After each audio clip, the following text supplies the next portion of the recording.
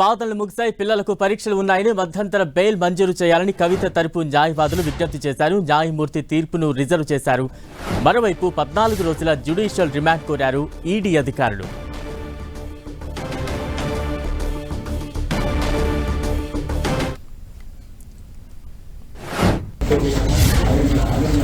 జై తెలంగాణ, జై కేసీఆర్. అడిగిన ముత్యంలో బయటకు వస్తాను. నేను టెంపరీగా జైల్లో పెట్టచ్చు, కానీ దెబ్బతీయలేరు. This is not a money laundering case, it is a political laundering case. One accused has already joined BJP. Second accused is getting a BJP ticket. And third accused has given 50 crores in electoral bonds. This is not a money laundering case, it is a political laundering case. It is a fabricated and false case. We will come.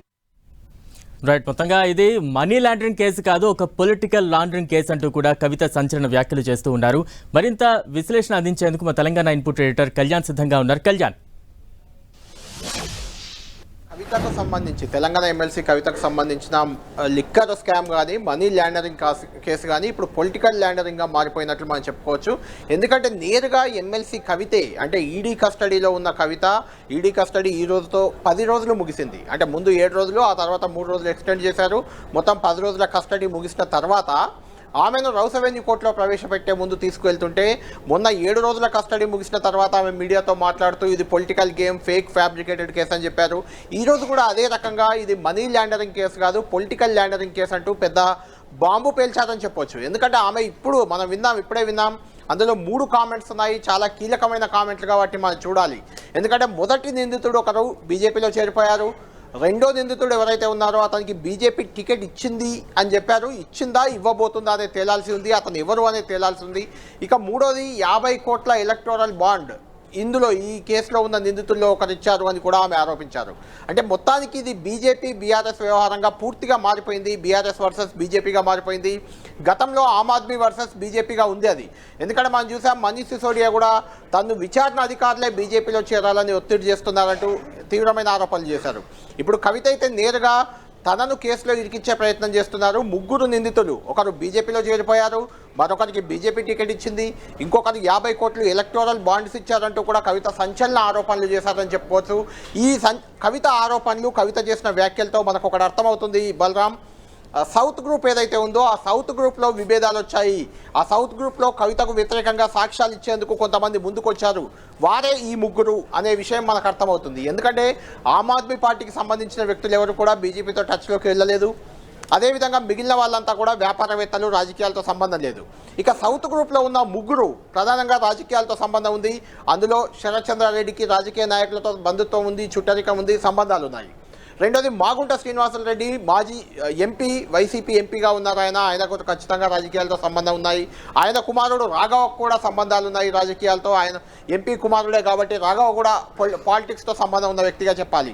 ఈ 3లో ఎవరు బీజేపీలో చేరిపోబోతున్నారు లేకుంటే చేరిపోయారు, ఎవరికి BJP ticket వచ్చింది లేదా రాబోతుంది, ఎవరు 50 కోట్ల ఎలక్టోరల్ బాండ్స్ బీజేపీకి ఇచ్చారు ఈ 3లో అనేది తేలాల్సి ఉంది. ఆమె ఆరోపించింది ఈ 3రేనా లేకుంటే ఇంకా ఎవరైనా ఉన్నారా? ఎందుకంటే మనం చూస్తున్నాం బలరాం, సౌత్ గ్రూప్లో రకరకాల పేర్లు వచ్చాయి. అభిషేక్ బోయిన్పల్లి వచ్చింది, బుచ్చిబాబు వచ్చింది, వాళ్ళిద్దరు కూడా కవితకు సన్నిహితులుగా వచ్చింది. తర్వాత రామచంద్ర పిల్లై కవిత బినామీగా ఇండోస్పిటెట్లో ఉన్నారని అతనిపై ఆరోపణలు వచ్చాయి. చాలామంది ఉన్నారు సౌత్ గ్రూప్లో కూడా. ఈ సౌత్ గ్రూప్లో ఎవరు ఈ 3 అనేది ఇప్పుడు ఆసక్తికరంగా మారింది. సౌత్ గ్రూప్లో ఉన్న 3 గురించే ఆమె ఈ వ్యాఖ్యలు చేశారా, లేదంటే ఆమ్ ఆద్మీ పార్టీలో ఉన్న నాయకులు ఎవరైనా ఇప్పటికే బీజేపీతో కుమ్మక్కయ్యారా, బీజేపీ టికెట్ తీసుకునే ప్రయత్నంలో ఉన్నారా, 50 కోట్ల ఎలక్టోరల్ బాండ్స్ ఇచ్చిన వ్యాపారవేత్తలు ఎవరు, ఆ ఒక 3వ అంశం మాత్రం పార్టీకి సంబంధం లేదు. 50 కోట్ల ఎలక్టోరల్ బాండ్స్ బీజేపీకి ఎవరు ఇచ్చారు అనేది కూడా తేల్చాల్సి ఉంది. ఈ గ్రూప్లో లేదా ఈ లిక్కర్ కుంభకోణంలో ప్రమేయం ఉన్న ఆ 3 వ్యక్తులు ఎవరు అనేది ఇప్పుడు ఆసక్తి రేపుతుంది. ఎందుకంటే స్వయంగా కవిత ఆరోపణలు చేశారు. మనం ఈ మొత్తం లిక్కర్ స్కామ్లో కేజ్రీవాల్ కవిత టార్గెట్గానే ఈ స్కామ్ ముందుకెళ్తుంది, ఈ స్కామ్ విచారణ సాగుతుందంటూ ఆరోపణలు వచ్చాయి. చివరికి అరెస్ట్ అయిన వ్యక్తులు కూడా చివరిలో నెంబర్ 2లో అరెస్ట్ అయింది కవిత, నెంబర్ 1గా కేజ్రీవాల్, ఢిల్లీ ముఖ్యమంత్రి కేజ్రీవాల్ అరెస్ట్ అయ్యారు. కాబట్టి పూర్తిగా ఇది రాజకీయ దుమారం రేపుతున్న కేసుగానే మనం చూడాలి. కవిత చేసిన ఈ సంచలన వ్యాఖ్యలు అనేవి చాలా ఆసక్తికరంగా మారాయి. బలరాం, కళ్యాణ్, ఇక్కడ కవిత 3 నిందితుల గురించి మాట్లాడుతూ నేను అప్రూవర్గా మారేది లేదు అంటూ కూడా ఆవిడ స్పష్టం చేశారు. అంటే వారు 3 కూడా అప్రూవర్గా మారారు కాబట్టి కొంత సేఫ్ జోన్లో ఉన్నారు. తనపై ఏమైనా అప్రూవర్గా మారాలంటే ఏమైనా ఒత్తిడి ఉందా? ఆ రకంగా తను ఏమైనా ఇండికేషన్ ఇచ్చేలా వ్యాఖ్యానించారా? ఖచ్చితంగా బలరాం ఇప్పుడు ఆ ముగ్గురు అప్రూవర్గా మారారు అని ఆమె చెప్పకపోయినా ఆ ముగ్గురు బీజేపీతో అండర్స్టాండింగ్కి వచ్చారు కాబట్టి ఆ ముగ్గురిని తప్పించే ప్రయత్నాలు జరుగుతున్నాయి. అంటే ముగ్గురు అప్రూవర్గా మారిన ముగ్గురు గురించి ఆమె వ్యాఖ్యలు చేసి ఉండొచ్చు, లేదంటే ఆ ముగ్గురిని తప్పించే ప్రయత్నం బీజేపీ తప్పిస్తుంది, ఆ ముగ్గురిని తప్పించబోతుంది అనే ఇండికేషన్ ఇవ్వాలని ఆమె అనుకొని ఇలాంటి వ్యాఖ్యలు చేసి ఉండొచ్చు. ఆ ముగ్గురే కవితకు వ్యతిరేకంగా సాక్ష్యాలు చెప్పారు కాబట్టి ఆ ముగ్గురిని టార్గెట్ చేసి కూడా ఇలాంటి వ్యాఖ్యలు చేసి ఉండొచ్చు. ఏదేమైనా ఇప్పుడు ఆ ముగ్గురు అనేది కవిత ఎవరైతే చెప్పారో ఆ ముగ్గురు ఎవరు అనేది ఆసక్తి రేపుతుంది. ఆ ముగ్గురు ఖచ్చితంగా కవితకు వ్యతిరేకంగా మారిపోయారు అనేది మనకు అర్థమవుతుంది. వారు అప్రూవర్గా మారబోతున్నారా తేలాల్సింది. అయితే ఆ ముగ్గురి సాక్ష్యాలు కవితకు వ్యతిరేకంగా ఉన్నాయి అనేది ఈ 10 రోజుల విచారణలో, అంటే ఈడీ కస్టడీలో ఉన్నారు, ఆ ఈడీ కస్టడీలో ఫేస్ టు ఫేస్ కొంతమందితో విచారణ చేశారు, మరికొంతమంది ఇచ్చిన సాక్ష్యాలు గతంలో చెప్పిన విషయాలను కవిత ముందు పెట్టారు, ఆధారాలను కవిత ముందు పెట్టారు ఈడీ అధికారులు. ఆ సందర్భంగా ఎవరెవరైతే తనకు వ్యతిరేకంగా చెప్పారో ఆమెకు ఆల్రెడీ క్లారిటీ వచ్చేసి ఉంటుంది. ఈ 10 రోజుల్లో లిక్కర్ స్కామ్లో తనను ఇరికించేలా, లేకుంటే తను చేసిన తప్పులను ఎవరెవరు ఈడీ అధికారులకు చెప్పేశారు, ఎవరెవరు అప్రూవర్గా మారారు, ఎవరెవరు అప్రూవర్గా మారబోతున్నారు, ఇలాంటి అన్ని అంశాలు కూడా కవిత క్లారిటీ వచ్చేసింది. వచ్చిన తర్వాతే కీలకంగా ఈ ఆరోపణలు చేసిందని మనం భావించవచ్చు. ఈ ముగ్గురు వ్యక్తులపై ఎవరైతే ఆ ముగ్గురు సాక్ష్యాలను తనకు వ్యతిరేకంగా ఈడీకి ఇస్తున్నారో ఆ ముగ్గురికి సంబంధించే కవిత ఇలాంటి వ్యాఖ్యలు చేశారని అనుకోవచ్చు. ఒకటో పాయింట్. రెండోది, ఇక మీరు అన్నట్టు అప్రూవర్గా మారబోతున్నారా కవిత అనే దానికి సంబంధించి ఆమె క్లారిటీ ఇచ్చారు. అయితే బయట జరుగుతున్న స్పెక్యులేషన్స్ కానీ రాజకీయంగా మనం ఆలోచించినప్పుడు కానీ ఖచ్చితంగా కవితను అప్రూవర్గా మార్చి అల్టిమేట్గా కేజ్రీవాల్ను టార్గెట్ చేసి ఆమ్ ఆద్మీ పార్టీని దెబ్బతీసే ప్రయత్నం జరుగుతుంది అని మొదటి నుంచి రాజకీయంగా ప్రతి ఒక్కరు చేస్తున్న విమర్శ. అంటే కవిత కూడా అప్రూవర్గా మారిపోతే కేవలం కేసు అనేది కేజ్రీవాల్ మెడకే చుట్టుకుంటుంది, అది జరగబోతుంది. అయితే కవిత మాత్రం తాను అప్రూవర్గా మారబోవట్లేదు, కేసును పోరాడతాను, కడిగిన ముత్యంలో బయటకు వస్తానంటూ కూడా ఆమె వ్యాఖ్యలు చేశారు. కాబట్టి కవిత అప్రూవర్గా మారబోదు, కేజ్రీవాల్ ఆమెకు టార్గెట్ కాదు. అంటే కేజ్రీవాల్ పైన ఈ కేసుకు సంబంధించి మొత్తం నాకు సంబంధం లేదు, ఢిల్లీ ప్రభుత్వమే చేసింది, కేజ్రీవాలే చేశారు అని చెప్పే ఉద్దేశంలో కవిత లేరు అనేది మనకు ఇప్పుడు అర్థమైపోయింది కవిత చేసిన వ్యాఖ్యల ద్వారా. కాబట్టి కవిత అప్రూవర్గా మారబోరు, కవిత కేజ్రీవాలే ఈ తప్పు చేశారు, కేజ్రీవాల్ ప్రభుత్వమే చేసిందంటూ సరెండర్ అయ్యే అవకాశం మనకు కనిపించట్లేదు. అయితే కవితకు వ్యతిరేకంగా సాక్ష్యాలు ఇచ్చిన ఆ ముగ్గురు ఎవరు, ఆ ముగ్గురుతో బీజేపీకి అండర్స్టాండింగ్ కుదిరింది అనేది కవిత ఆరోపణ. ఒకరు బీజేపీలో చేరిపోయారంటున్నారు, ఎవరు చేరిపోయారో తేలాల్సింది. బీజేపీ టికెట్ కూడా వచ్చింది అని ఆమె క్లియర్గా అన్నారు, ఒకరికి బీజేపీ టికెట్ ఇచ్చింది అన్నారు. ఆ బీజేపీ టికెట్ ఇచ్చిన వ్యక్తి ఎవరు తేలాల్సింది. 50 కోట్ల ఎలక్టోరల్ బాండ్స్ ఎవరు ఇచ్చారు, ఈ లిక్కర్ స్కామ్తో సంబంధం ఉన్న ఎవరు ఇచ్చారు అనేది మనకు క్లారిటీ రావాల్సింది.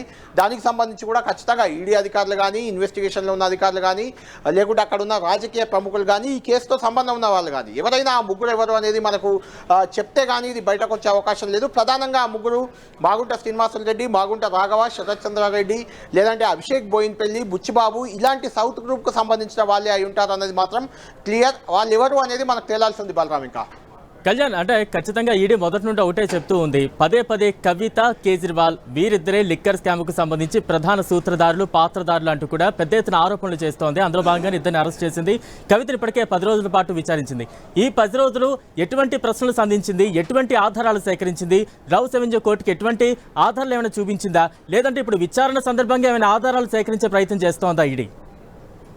ఖచ్చితంగా బలరాం, ఈడీ మొత్తం ఆధారాలతో, అంటే గతంలో అప్రూవర్గా మారిన వాళ్ళ నుంచి తీసుకున్న ఆధారాలు ఉన్నాయి, కొన్ని చాట్లు, అవి రిమాండ్ రిపోర్ట్లో కూడా మనకు చాలా అంశాలు బయట పెట్టారు. ఎవరెవరు ఈ వ్యవహారంలో ఎంతవరకు పాత్ర ఉంది, ఎవరి పాత్ర ఎంతవరకు ఉంది అనేది బయట క్లియర్గా పెట్టారు. ఫస్ట్ కవితను రిమాండ్ చేసినప్పుడే ఈడీ అధికారులు చెప్పారు, మాగుంట శ్రీనివాసులు రెడ్డి కేజ్రీవాల్ని అప్రోచ్ అయినప్పుడు ఈ లిక్కర్ పాలసీ మారుతున్నారు, లిక్కర్ బిజినెస్ చేయడానికి తాను సిద్ధంగా ఉన్నాను అంటే 70 ఏళ్లకు పైగా మాగుంట శ్రీనివాసులు రెడ్డి వాళ్ళ ఫ్యామిలీ మొత్తం 70 ఏళ్ల నుంచి ఇదే లిక్కర్ వ్యాపారంలో ఉంది. ఆంధ్రప్రదేశ్లో, తెలంగాణలో, వివిధ రాష్ట్రాల్లో కూడా ఉంది. అదే ఎలిజిబిలిటీగా కేజ్రీవాల్ని కలిసినప్పుడు కేజ్రీవాల్ చెప్పారు, ఆల్రెడీ ఢిల్లీలో లిక్కర్ పాలసీ మార్చబోతున్నాము, ప్రైవేటు వ్యక్తులకు ఇవ్వబోతున్నాము, అందులో కవితకు కూడా ఆసక్తి ఉంది లిక్కర్ వ్యాపారం చేయడానికి, తెలంగాణ ఎమ్మెల్సీ కవిత. ఎందుకంటే అప్పటికే కేసీఆర్ పార్టీని టీఆర్ఎస్ నుంచి బీఆర్ఎస్గా మార్చారు. ఆ సందర్భంగా ఆమ్ ఆద్మీ పార్టీకి కేసీఆర్కు మధ్య కొంచెం సన్నిహిత సంబంధాలు ఏర్పడి ఉన్నాయి కాబట్టి అప్పటికే కవిత కూడా అందులో ఇన్వాల్వ్ అయిన విషయాన్ని నేరుగా కేజ్రీవాలే బాగుంట శ్రీనివాసులు రెడ్డికి చెప్పారు. శ్రీనివాసులు రెడ్డి కవిత ఆ తర్వాత కలిసిన తర్వాత లిక్కర్ బిజినెస్లోకి తాను రావడానికి సిద్ధంగా ఉన్నానని చెప్పారు. 100 కోట్ల రూపాయలు సర్దాలి ఆమ్ ఆద్మీ పార్టీ ప్రభుత్వానికి కానీ, ఆమ్ ఆద్మీ పార్టీకి కానీ 100 కోట్లు ఇవ్వాలంటూ శ్రీనివాసులు రెడ్డి కవిత చెప్పడం, శ్రీనివాసులు రెడ్డి కూడా మాగుంట రాఘవ ద్వారా బుచ్చిబాబు, అభిషేక్ బోయిన్పల్లి 2 అడ్రస్లు చెప్తే ఆ 2 అడ్రస్లో ఒక దగ్గర 20 కోట్లు, ఒక దగ్గర 10 కోట్లు ఇవ్వడం, ఇలాంటి వివరాలన్నీ కూడా రిమాండ్ రిపోర్ట్లో ఉన్నాయి. అంటే ఓవరాల్గా చూసినప్పుడు ఖచ్చితంగా నెంబర్ 1 కేజ్రీవాల్, అంటే ప్రభుత్వాన్ని నడుపుతుంది, ఢిల్లీ ప్రభుత్వాన్ని నడుపుతుంది కేజ్రీవాల్ కాబట్టి ఆ పాలసీ రూపకల్పన జరిగిన ఆ పాలసీలో తప్పొప్పులున్నా, లిక్కర్ పాలసీలు ఏమున్నా అందువల్ల ప్రభుత్వానికి గండిపడ్డాయి. కాగ్ రిపోర్ట్ కూడా ఇచ్చింది 2000 కోట్ల రూపాయల వరకు ప్రభుత్వానికి గండిపడింది ఈ లిక్కర్ పాలసీ వల్ల అని. ఇలాంటిది ఏది జరిగినా దానికి పూర్తి బాధ్యుడు ప్రభుత్వ అధినేతగా, ఢిల్లీ ముఖ్యమంత్రిగా కేజ్రీవాలే అవుతారు. ఆ తర్వాత ఆయన ఎవరెవరికి లబ్ధి చేకూర్చారు, ఏ రకంగా జరిగింది, ఇప్పుడు 100 కోట్ల విషయం అనేది కవిత మెడకు చుట్టుకుంది. ఎందుకంటే కవితే ఆ 100 కోట్లను సేకరించి కేజ్రీవాల్కి ఇచ్చింది. ఆ కేజ్రీవాల్కి ఇచ్చిన డబ్బులను గోవా ఎన్నికల్లో పెట్టారు అనేది ప్రధాన అభియోగం. ఆ 100 కోట్ల రూపాయలు ఏ రకంగా హవాలా రూపంలో ఏ రకంగా వెళ్ళాయి, క్యాష్ రూపంలో వెళ్ళిందా, ట్రాన్సాక్షన్ జరిగాయా, విదేశాలకు వెళ్ళి విదేశాల నుంచి కూడా బ్యాక్ ఇండియన్ అకౌంట్లకు వచ్చాయనే విమర్శలు, ఆరోపణలు కూడా వస్తున్నాయి. ఇలాంటి అంశాలన్నింటికి సంబంధించి కూడా కవిత ముందు నేరుగా ఆ రిమాండ్ రిపోర్ట్ని, గతంలో అప్రూవర్గా మారిన వాళ్ళు ఇచ్చిన సాక్ష్యాలను, ఆధారాలను అన్ని కవిత ముందు పెట్టినట్లు మనకు తెలుస్తుంది. అయితే కవిత ఈడీ ఖచ్చితంగా, అంటే ఈడీ ఇంకా కొద్ది రోజులు కస్టడీ కావాలన్నా, జ్యుడిషియల్ కస్టడీకి పంపాలన్నా, ఈ కేసుని ఇంకా బలంగా మార్చాలన్నా ఖచ్చితంగా సహకరించలేదు, ఏ నిందితుడైనా సహకరించలేదని ఈడీ చెప్తుంది. ఇప్పుడు కవిత కూడా తమ విచారణకు సహకరించట్లేదని ఈడీ రౌస్ అవెన్యూ కోర్టులో వాదనలు వినిపించింది. కవిత మాత్రం తన కుమారుడికి పరీక్షలు ఉన్నాయి కాబట్టి ఆ పరీక్షల నేపథ్యంలో తాను తల్లిగా కుమారుడికి అందుబాటులో ఉండాలి, బెయిల్ ఇవ్వాలి, మధ్యంతర బెయిల్ ఇవ్వాలంటూ కవిత కూడా పిటిషన్ దాఖలు చేసుకుంది. మొత్తం ఈ రెండింటిని విచారించిన రౌస్ అవెన్యూ కోర్టు ప్రస్తుతానికైతే తీర్పును రిజర్వ్లో పెట్టింది. కాసేపట్లో, మరొక గంట సేపట్లో తీర్పు వచ్చే అవకాశం ఉంది. అయితే మనకు అందుతున్న సమాచారం ప్రకారం ఇప్పటి వరకు ఏ ఒక్కరికి కూడా ఇమీడియట్ బెయిల్ అనేది దొరకలేదు. వచ్చిన ప్రతి నిందితుడు తిహార్ జైలుకు వెళ్ళారు. ఆ తర్వాత కొంతమందికి బెయిల్ వచ్చింది, కొంతమందికి మధ్యంతర బెయిల్ వచ్చింది, కానీ నేరుగా బెయిల్ ఎవరికి దక్కలేదు. కాబట్టి కవితకు కూడా న్యాయ నిపుణులు మనం కొంతమందితో మాట్లాడాం, కవితకు కూడా బెయిల్ రాకపోవచ్చు. మిగిలిన నిందితులతో పాటు ఆమె కూడా తిహార్ జైలుకు వెళ్ళే అవకాశం ఉందని చాలామంది చెప్తున్నారు. అయితే 2 అంశాలు ఇక్కడ కీలకంగా ఉన్నాయి. ఏంటంటే అది కవితకు అడ్వాంటేజ్గా కనిపించే అంశాలు. ఒకటి, ఈ లిక్కర్ స్కామ్లో ఉన్న నిందితులంతా కూడా కవిత మినహా మిగిలిన వాళ్ళంతా మగ నిందితులే. కవిత మాత్రం ఒక ఫిమేల్ కాబట్టి ఆ ఫిమేల్ ఈక్వేషన్లో కొంత ఏమైనా వెసులుబాటు వస్తుందా?